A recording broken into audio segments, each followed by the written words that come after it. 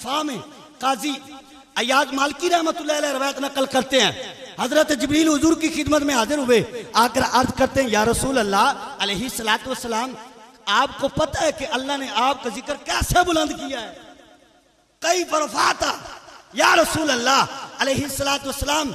हजरत जिब्रील अर्ज करते हैं या रसूल अल्लाह, आपको पता है आपके रब ने आपका जिक्र किस तरह बुलंद किया है? तो हुजूर ने फरमाया अल्लाहु आलमु, मेरा रब बेहतर जानता है। तो जिब्रील ने फिर अर्ज किया या रसूल अल्लाह, रब फरमाता है कि ऐ महबूब, हमने आपका जिक्र ऐसे बुलंद कर दिया है कि इज़ा ज़ुकिर तो ज़ुकिर तमाई, फरमाया ऐ महबूब, जहां मैं जिक्र किया जाऊंगा वहां तू जिक्र किया जाएगा, जहां मेरा जिक्र किया जाएगा वहां तेरा जिक्र किया जाएगा, जहां मेरा नाम लिया जाएगा वहां तेरा नाम लिया जाएगा। अजान में मेरा नाम होगा तो अजान में तेरा नाम होगा, नमाज में मेरा नाम होगा तो नमाज में तेरा नाम होगा। किसी इबादत को देखो जिस इबादत में रब का नाम पुकारा जाएगा उस इबादत में महबूब का नाम पुकारा जाएगा। अल्लाह ताला ने फरमाया ऐ महबूब, जहां मेरा जिक्र होगा वहां तेरा जिक्र होगा।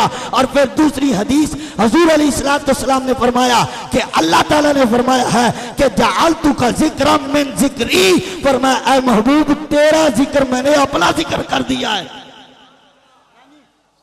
तेरा जिक्र मैंने अपना जिक्र कर दिया है।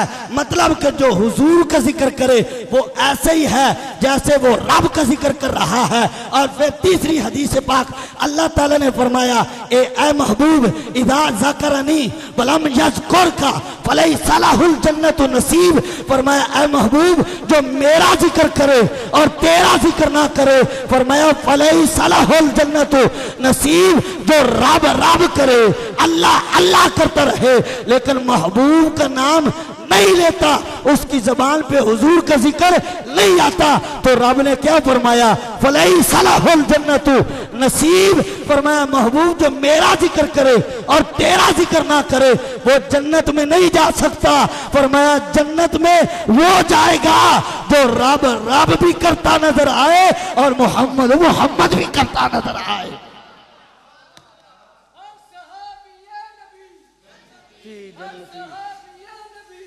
पानी